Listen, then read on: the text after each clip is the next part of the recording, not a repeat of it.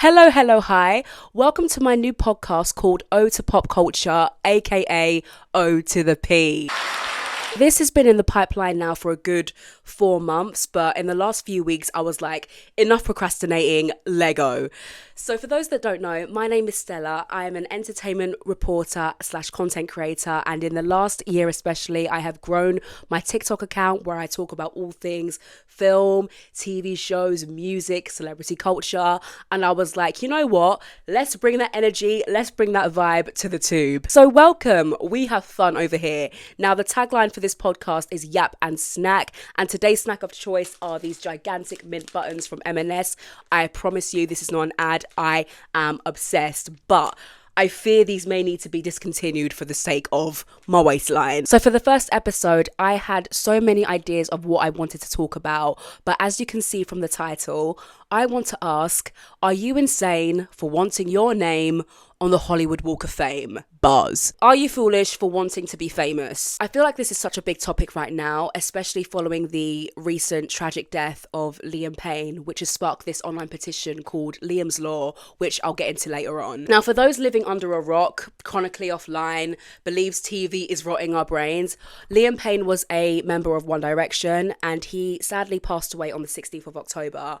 And I'm not saying this as a hardcore Directioner, like I had my favourites, certified Zayn girly over here, but like most people, this really hit me hard because I was born in 96, so that era of watching One Direction grow and their journey on X Factor, that was so nostalgic to me. Guys, when I tell you, X Factor between 2008 to 2013, 2014, it was everything. Like, 12-year-old me would be looking at that over 25s category and thinking, you are so brave, wanting to chase your dreams in your old age. While Louis Walsh had their dreams in his hands, deciding their fate in Ireland, while the rest of the acts were in LA or in Saint-Tropez. But yeah, X Factor was so nostalgic for so many because I associate One Direction's rise to superstardom with my teenage years. Like, I mean, story of my life, night changes, steal my girl, drag me down. And following the band's break in 2016, I want to say, Liam was very open about how him and his other bandmates, Niall, Harry, Louis and Zayn, were worked to the bone. I'm talking 4 studio albums and 5 stadium tours in the space of 5 years. That's a decade's worth of work. And it's funny how we didn't deep it as anything back then, but when I say it out loud now, it's like, that's insane. And in recent years, I've seen Liam hitting the headlines from other podcasts. But to me, it was very obvious that he was struggling to find his path as a solo artist compared to his other bandmates that had phenomenal success. Now, fast forward to the night when this tragic news broke. I'm based in the UK and the news announcement came out around 11 p.m. and for some reason I couldn't sleep, so I had my headphones on and I just decided to tidy up my room, and I got the push notification, the Apple push notification, and I was just like, I honestly froze for a minute because I was thinking, no way.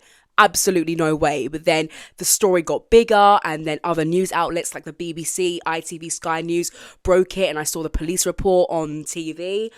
And I was honestly lost for words because I fully thought I was going to be in a retirement home talking out loud to myself before any of the One Direction members died. And Liam's death sparked a big conversation around the concept of fame, especially for young musicians who were thrust into the spotlight at such a young age. Now guys, when I tell you I was obsessed with Disney Channel and Nickelodeon back in the day, like when I would get back from school, my first thing I would do is switch on the TV, check out that TV guide. I'm really showing my age here.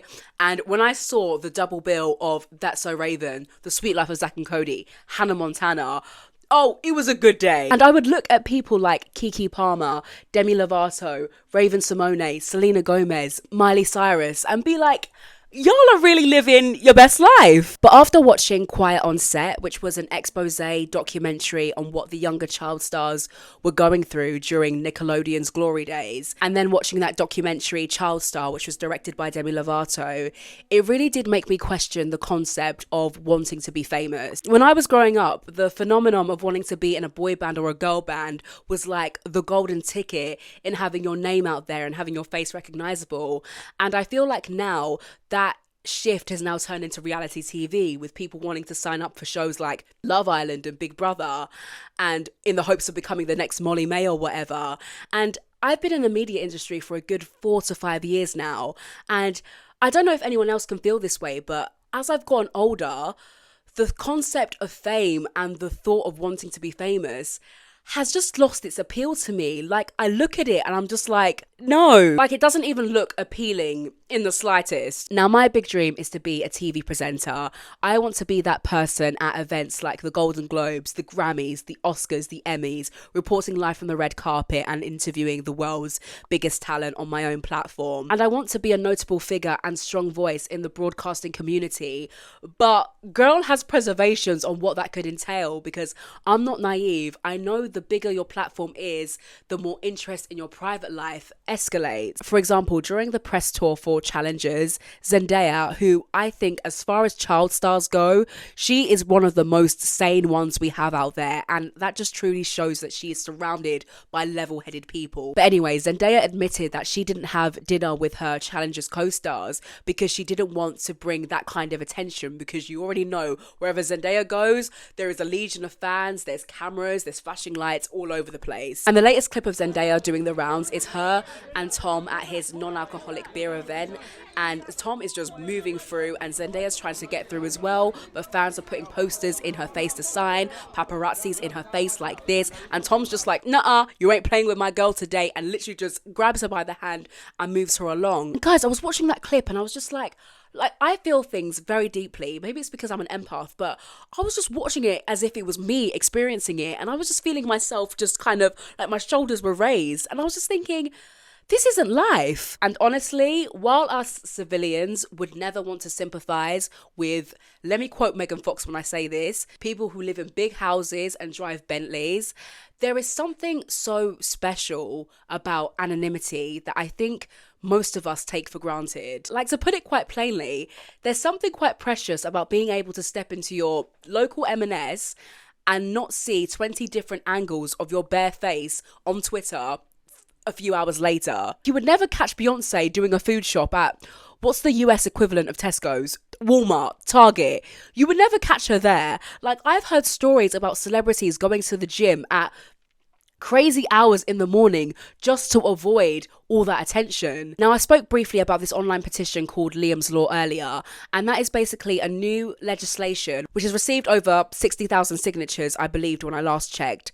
calling for the protection of younger musicians and their mental health. Former X Factor star Rebecca Ferguson, who was on the show the same time as One Direction, and I believe she was a runner-up that year as well, she has been very, very vocal about the exploitation of young artists in the music industry. Following Liam's death, she posted a very lengthy thread about what more needs to be done and how many artists are still dealing with the PTSD from it. And this sparked an interesting conversation because a lot of people believed that a lot more artists should have been at the forefront of this movement. For example, Justin Bieber, Amanda Bynes, Demi Lovato, Britney Spears, Amy Winehouse. But from what I understand it to be, it's calling for the protection of all artists currently experiencing industry exploitation. And what I found quite interesting is that a lot of people kind of thought that this was a brand new thing, as if like this started with Liam Payne. Like, girl, this has been happening. If we look at Britney Spears, who had her first taste of fame as a child